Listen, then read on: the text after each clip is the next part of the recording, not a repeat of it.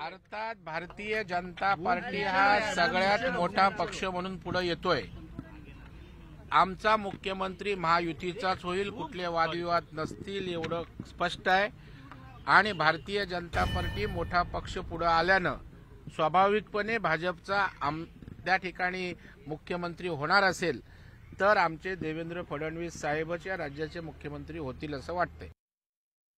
निरंजन, आता तरी तुम्ही बरं चित्रबाग आपल्या बरोबर आहे। चित्रताई, पहिले तर आपलं अभिनंदन, सरकार बनतंय हे स्पष्टपणे दिसतंय आणि आत्ताच प्रवीण दरेकरांनी म्हटलंय की देवेंद्र फडणवीस यांनीच मुख्यमंत्री व्हावं किंवा त्यांनाच केलं पाहिजे कारण सर्वाधिक जागा आमच्या आहेत। आपलं काय म्हणणं आहे? अगदी नक्की भाजपच्या प्रत्येक कार्यकर्त्याच्या मनामध्ये आज हाच विचार आहे की ऐतिहासिक असा विजय हा भारतीय जनता पार्टीला आमचे नेते देवेंद्रजी यांच्या नेतृत्वात त्या ठिकाणी मिळालाय आणि त्यामुळे प्रत्येकाची ही इच्छा आहे की देवेंद्रजींनी त्या ठिकाणी मुख्यमंत्री पदावरती विराजमान व्हावं। पण तुम्हाला त्या संदर्भामध्ये आता सगळ्या आमदारांच्या ह्याचा काही कौल घेतला जाणार आहे? मी एक कार्यकर्ता म्हणून माझ्या मनातली आणि भाजपच्या लाखो कार्यकर्त्यांच्या मनातली भावना बोलून दाखवली। याबद्दल आमचे प्रदेशाध्यक्ष यांनी 2 दिवसापूर्वीच म्हणजे मला वाटतं कालच वक्तव्य केलंय की भारतीय जनता पार्टीच्या कार्यकर्त्याच्या मनाची ही सामूहिक सगळ्यांची इच्छा आहे की त्या ठिकाणी देवेंद्रजींनी मुख्यमंत्री पदावर बसावं। आणि तुम्ही पाहिलं की राजनाथ सिंग येणार आहेत, विजय राजनाथ सिंग येणार आहेत, त्यांच्या समोर भारतीय जनता पार्टीला देवेंद्रजींच्या नेतृत्वात त्या ठिकाणी मिळालंय। राजनाथ सिंग येणार आहेत, त्यांच्या समोर सगळे आमदार ही भावना व्यक्त करणार आहेत का?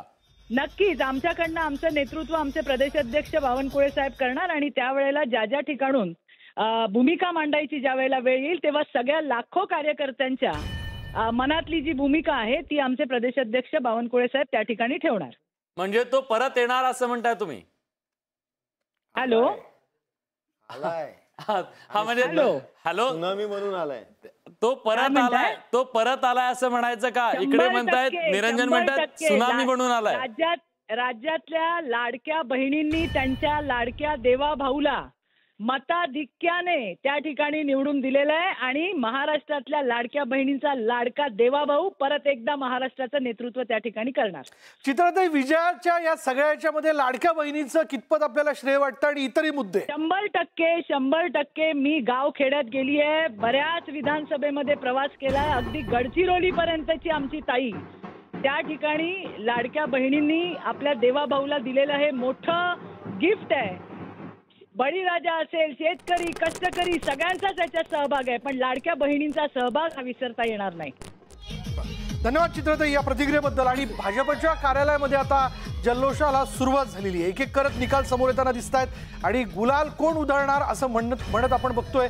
आता महायुतीच्या वतीने राज्यभरात ठिकठिकाणी आता विजयाचा जल्लोष जो आहे तो केला जातोय।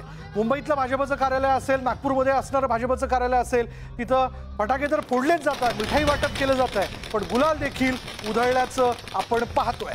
त्यामुळे हा जल्लोष विशाल, आता देवेंद्र फडणवीस यांच्याबद्दल जसं बोललं गेलं तसंच कार्यकर्त्यांचे मेसेज सुद्धा आता फिरायला सुरुवात झालेली आहे। मी एक मेसेज वाचून दाखवतो।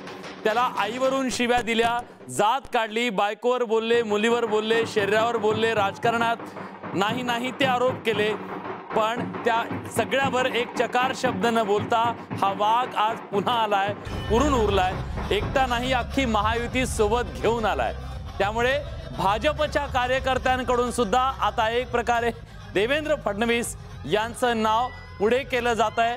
आणि धक्कादायक निकाल आपण बघतोय। वैभव नाईक हे पराभूत झालेले आहेत, कुडाळमध्ये निलेश राणे हे विजयी झाल्याचं आपण बघतोय।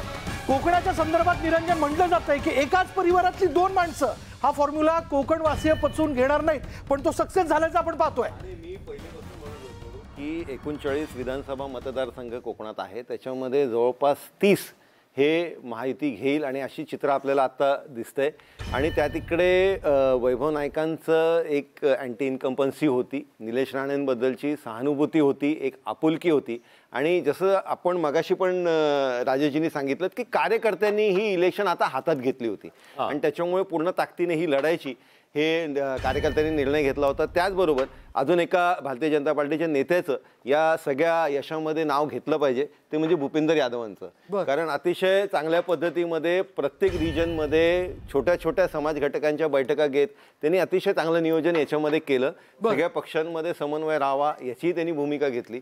बरं सीएम पदाबाबत शिंदेचं एक मोठं वक्तव्य जे एकनाथ शिंदेचं ते पुढे येताना दिसतंय. अंतिम आकडेवारीनंतर तिन्ही पक्षांची जी बैठक आहे ती पार पडेल आणि तिन्ही पक्ष मिळून मुख्यमंत्री कोण हे ठरवतील असं मुख्यमंत्री एकनाथ शिंदे यांनी म्हटलेलं आहे.